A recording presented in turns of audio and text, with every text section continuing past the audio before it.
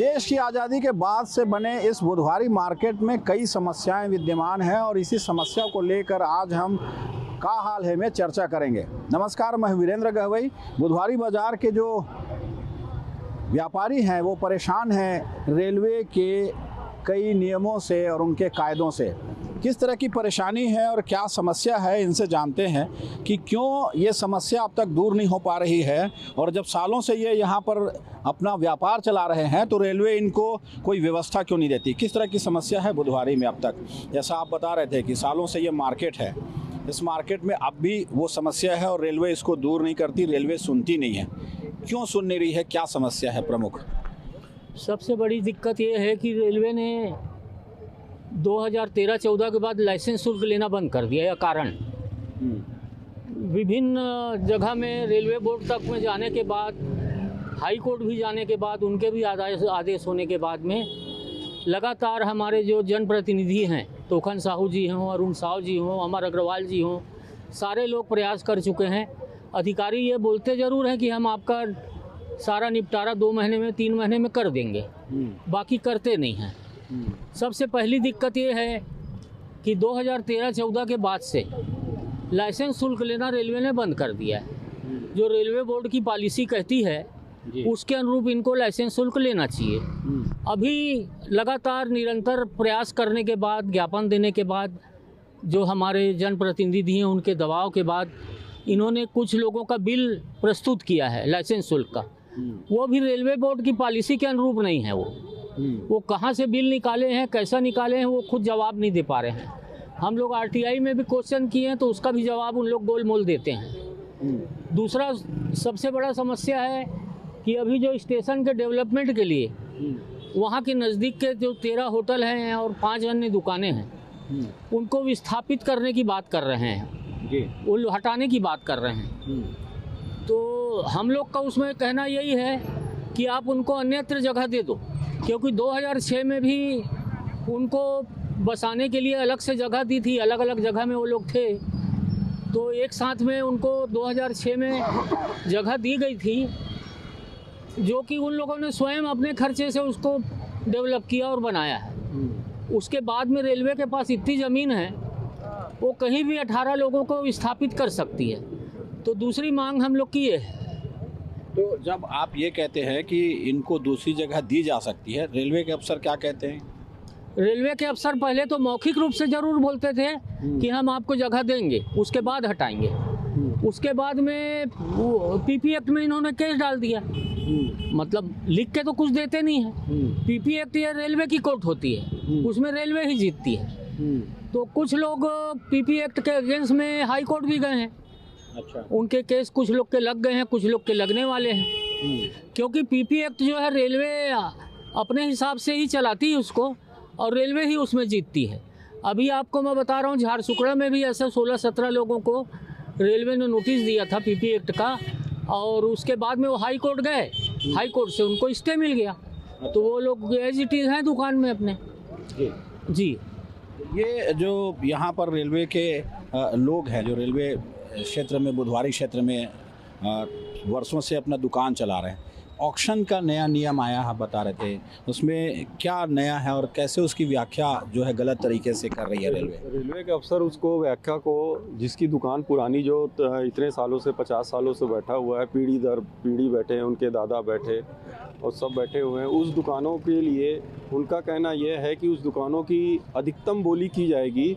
उस बोली में हर कोई भाग ले सकता है। उसके बाद उस अधिकतम बोली को वर्तमान में जो दुकान वाला बैठा हुआ है उससे पूछा जाएगा कि वो उस बोली में खरीदेगा, तब उनको दिया जाएगा, नहीं तो उसे बेदखल किया जाएगा, जो कि सरासर गलत है। ऐसा व्यवहारिक रूप से संभव ही नहीं है और पूरे अपने हिंदुस्तान में इस तरह का कहीं पर भी ऐसा नहीं होता है। यहाँ के रेलवे के ऑफिसर अपनी मनमानी करके उस नियम की व्याख्या को कुछ करके यहाँ के लोगों को, व्यापारियों को परेशान करने का काम कर रहे हैं। कितने ऐसे व्यापारी होंगे जो इससे प्रभावित होंगे इस नए नियम से? पूरे व्यापारी पर होंगे। करीब 700 दुकानदार हैं यहाँ पर, छोटे बड़े मिला के 700 दुकानदार हैं यहाँ पर। वो सब के सब प्रभावित होंगे इसमें। ये जब देश की आज़ादी के बाद इस मार्केट को बसाया गया, तब कई तरह की समस्या हो सकती थी। आज भी ये समस्या क्यों है और क्यों अव्यवस्थित तरीके से ये मार्केट दिखाई देता है? रेलवे जब होता है यहाँ पर कार्रवाई करने के लिए उनके कर्मचारी पहुँच जाते हैं, आप लोगों को परेशान किया जाता है। इस परेशानी को बैठ के सामंजस्य से दूर करने का प्रयास कोई नहीं किया गया? देखिए, देश की आज़ादी के बाद इस मार्केट को बसाने के पीछे इनकी एक सोच थी कि रेलवे के जितने कर्मचारी हैं, अधिकारी हैं, उनको व्यापार करने के लिए, अपनी सामान लेने के लिए कहीं दूर जाना ना पड़े। ये सोच के ये मार्केट को बसाया गया था। पर दिन बदलता गया, बढ़ता चला गया, अधिकारी आते चले गए और जो अधिकारी आया कुछ ने पॉजिटिव सोचते हुए कुछ बेहतर करने का प्रयास किया।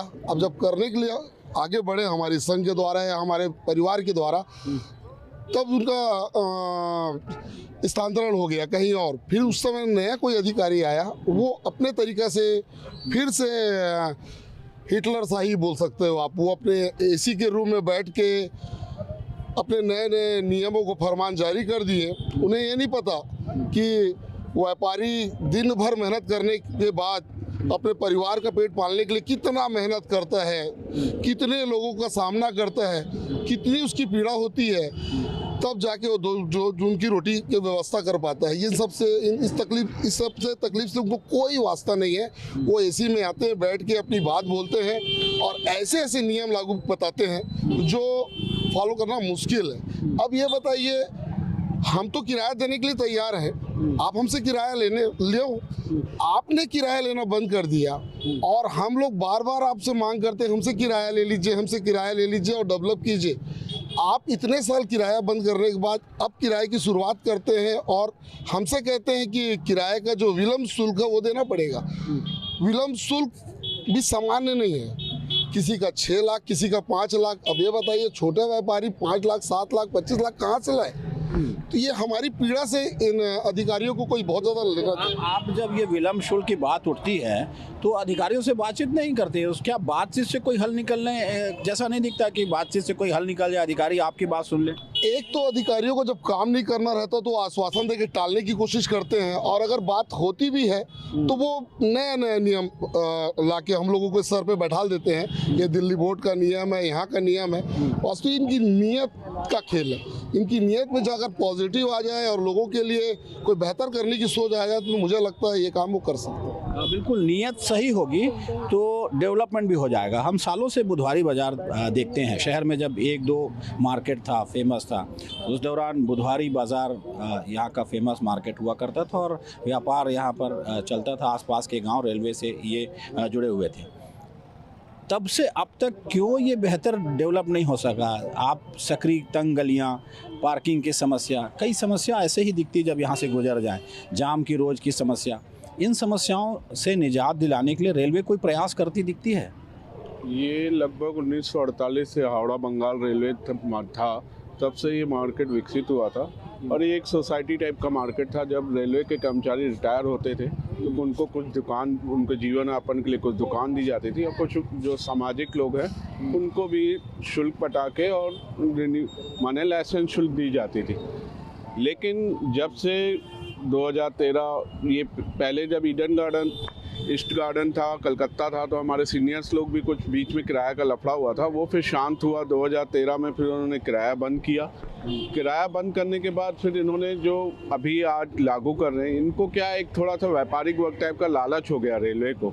ये कॉमर्शियल बेस पे जा रही है और ये हम लोग जो हैं छोटे दुकानदार हैं और ये जैसे कुछ दुकानें जैसे हल्दीराम को दे दी है तो उसको किराया ज़्यादा मिलने के कारण तो उनको ले एक लालच सी आ गई है कि हम इसमें प्रॉफिटेबल अपना वर्क दिखा के, और अधिकारी क्या है अपना मनमाना एक ढंग करते हैं कि इसमें हम प्रॉफिट दिखा के अपना पदोन्नति कर सकते हैं। लेकिन वो पदोन्नति किस आधार पे? जब हम हमारे नेता लोग या जो भी हमारे सांसद हैं, इन्होंने पीएमओ से बात की या रेल मंत्री से बात की, इनको एक आदेश की कॉपी भी मिली कि आप इस आधार पे इनसे किराया वसूल कीजिए, लेकिन ये उनको भी विचलित कर देते हैं, बहुत सारे नियमों का उल्लंघन करके और अपने नियम बना के उनको बताते हैं कि ये कोई यहाँ बैठा है, कोई वहाँ बैठा है। ऐसा कुछ नहीं है। बीच में इनका सर्वे भी हुआ था, सर्वे के आधार पर लगभग 90% ठीक था, लेकिन ये उस चीज़ को मानने को तैयार नहीं है। अधिकारी कार्य करना चाहते नहीं है, रिस्क लेना चाहते नहीं है।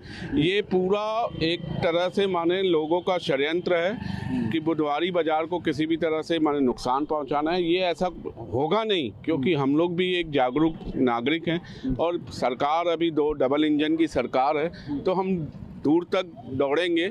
और ये अधिकारी अभी कोई आते हैं, कोई जाते हैं। इनको अधिकारियों को सोचना चाहिए कि अगर आप इस तरह का माहौल बिगाड़ेंगे बिलासपुर में तो आप ठीक नहीं होगा।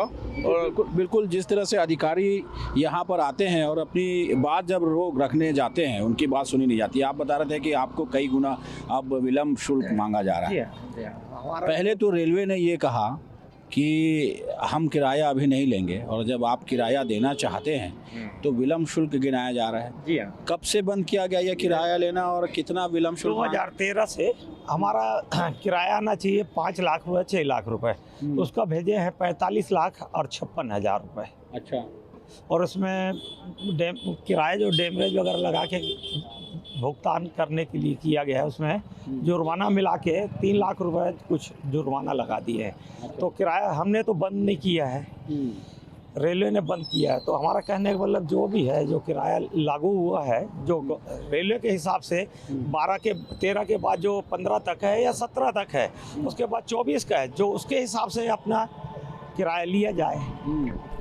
आप जब अधिकारियों से ये बात कहते हैं कि आप नियम से किराया ले लीजिए और विलम्ब शुल्क भी एक निश्चित दायरे में लीजिए, तो अधिकारी क्या कहते हैं? तो अभी बोले थे, तो बोले ठीक है हम देखते हैं। पहले क्या हमको एक फिगर दिया था भाई, 45,56,000 पटाओ,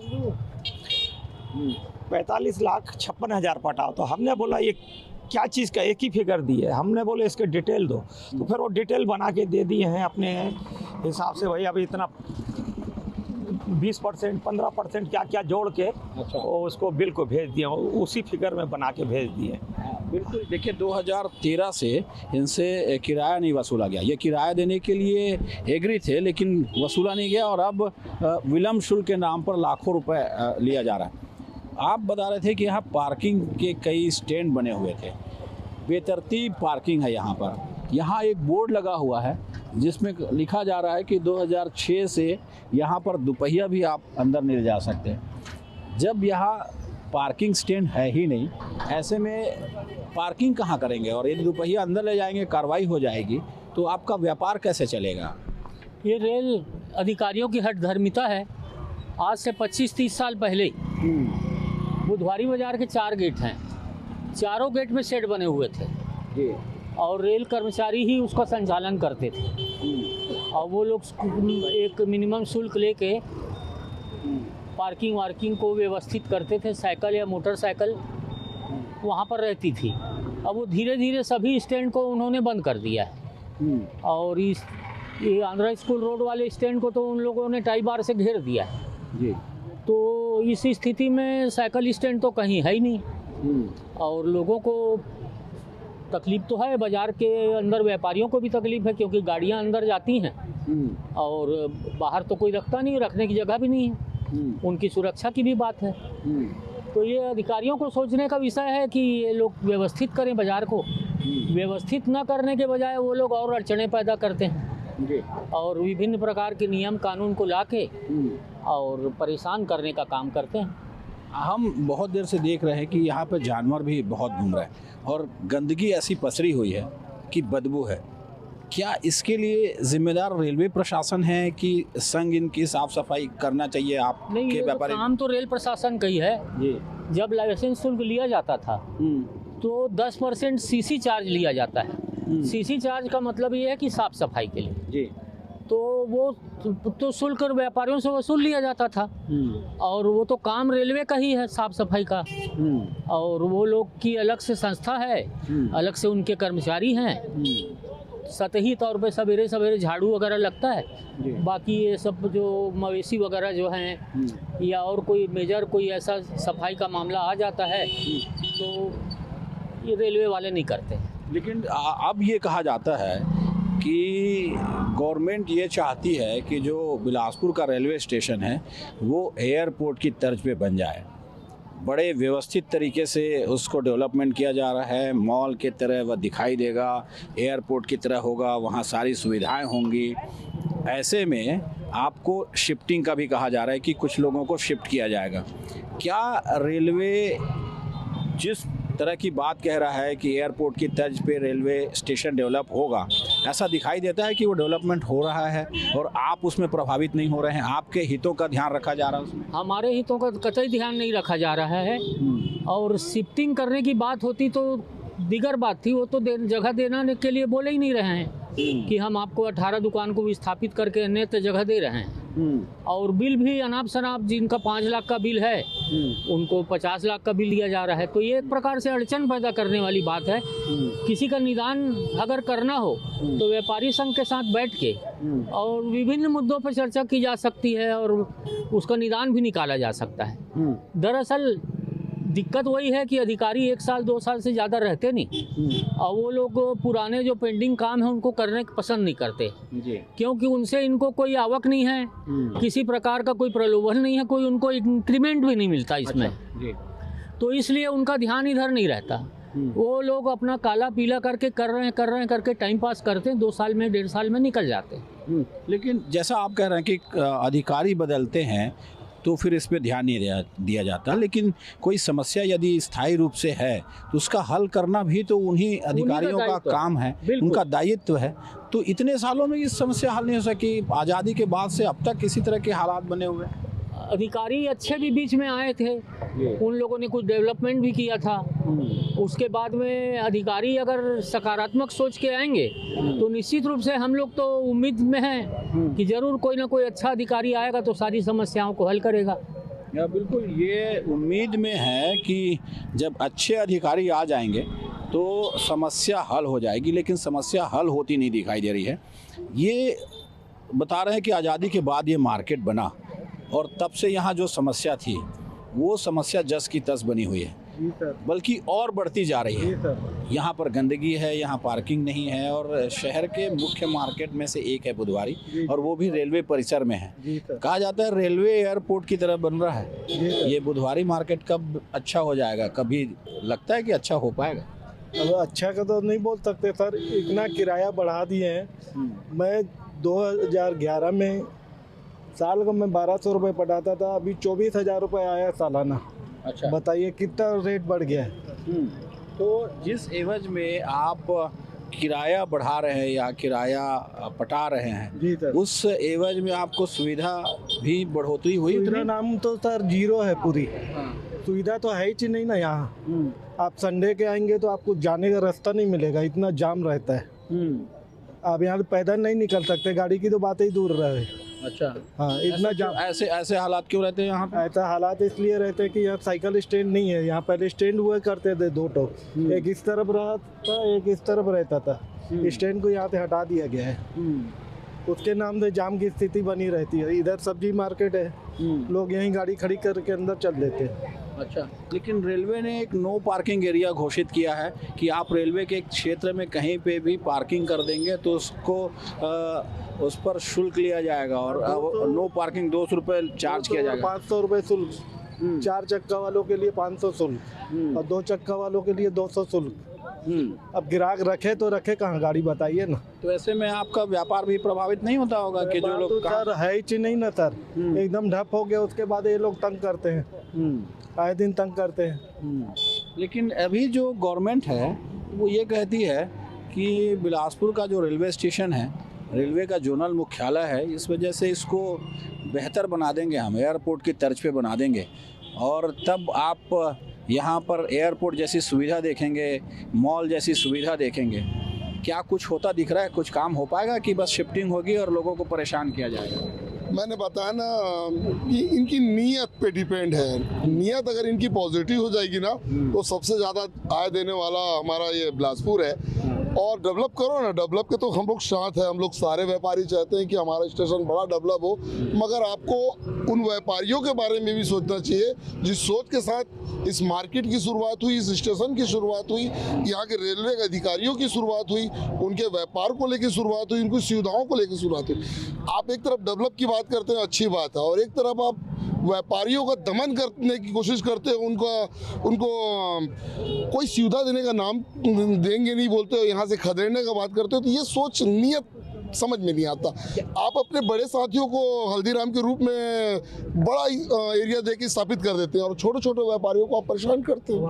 ये क्या विचार है, क्या सोच है, ये समझ नहीं आता। दवाई दुकान अगर आप सोचिए बड़े व्यापारियों के बारे में सोचिए, उससे हमें कोई परहेज नहीं, लेकिन आपको छोटे व्यापारियों के बारे में भी सोचना पड़ेगा कि बाजार तब बाजार कहलाता है कि छोटा सा बड़ा साधन और सामान सब मिलता है तो वो बाजार कहलाता है। आप एक दो बड़े व्यापारियों को लाके बोलेंगे बाजार बसाएंगे तो बाजार नहीं, वो व्यापार। बिल्कुल, क्या बाजार बसाने की बजाय व्यापार करने की कोशिश हो रही है? रेलवे यही कर रही है क्या? मैंने तो आपको पहले बताया कि जैसे ये कॉमर्शियल किराया वसूली करना चाह रहे हैं, पहले ये सोसाइटी के हिसाब से किराया, जैसे भाई साहब ने बताया कि 1200 रुपये में सालाना पटाता था, अभी 24,000, फिर GST, फिर विलम्ब शुल्क, कुल मिला के व्यापारियों का जो शोषण हो रहा है, ये अति दयनीय स्थिति है। व्यापारी न उगल पा रहा है न निगल पा रहा है। व्यापार करना तो एक तो पहले से ही व्यापार, कोरोना काल के बाद यहाँ पर व्यापार कम है, फिर व्यापार की दयनीय स्थिति है। यहाँ एक पार्किंग की व्यवस्था नहीं है, जो कस्टमर है, एक तो पार्किंग या सुविधाएं नहीं है, अर्ध लेंटर दुकानें, टीना शीट की दुकानें विकसित नहीं है। हम एक तो पूर्णतः माल नहीं रख पाते हैं, जो स्थान दिया गया है उसमें थोड़ा बहुत माल रख के जो व्यापार कर रहे हैं उसमें भी इस तरह के अगर रेलवे वाले तंग करेंगे, और एक चिंता का विषय रहता है। एक तो ऑलरेडी आदमी व्यापार करता है तो चिंता लेके बैठा रहता है, फिर ये रेलवे वाले जो इस तरह की चिंताएं दे रहे हैं, इससे व्यापार में दयनीय स्थिति आ रही है। ये बहुत निंदनीय है और विचार करना चाहिए कि व्यापार के लिए कुछ सोचना चाहिए। बिल्कुल, ये बुधवारी बाजार कैसे ठीक हो पाएगा? आपके साथ बैठ के चर्चा करनी होगी, व्यापारियों के साथ बैठ के एक मसौदा तैयार करना होगा रेलवे को, कैसे सुधरेगा आपके मुताबिक ये रेलवे? निश्चित रूप से लगातार हम लोग अपने पत्रक में और जो अपना मेमोरेंडम हम लोग देते हैं रेलवे के अधिकारियों को, उसमें यह बात लिखते हैं कि जो भी समस्या है उसको व्यापारी संघ के प्रतिनिधियों को बुला के आप एक ज्वाइंट मीटिंग कीजिए और उसमें सब क्रमवार समस्याओं का हल कीजिए।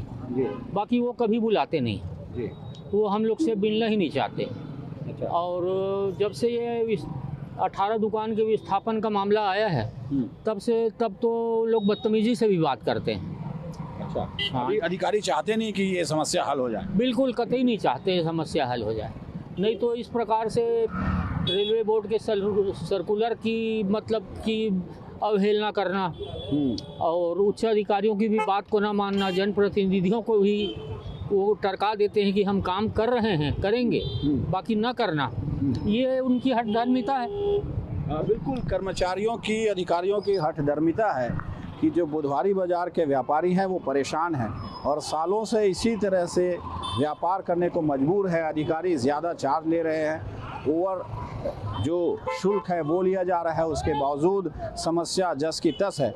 ऐसे में रेलवे को चाहिए कि बुधवारी बाजार की समस्या को इन व्यापारियों के साथ बैठकर हल करें ताकि इनका व्यापार बढ़ सके और लोगों को सुविधा मिल सके। कैमरामैन विकल्प तलवार के साथ वीरेंद्र गवई, न्यूज़ 24, बिलासपुर।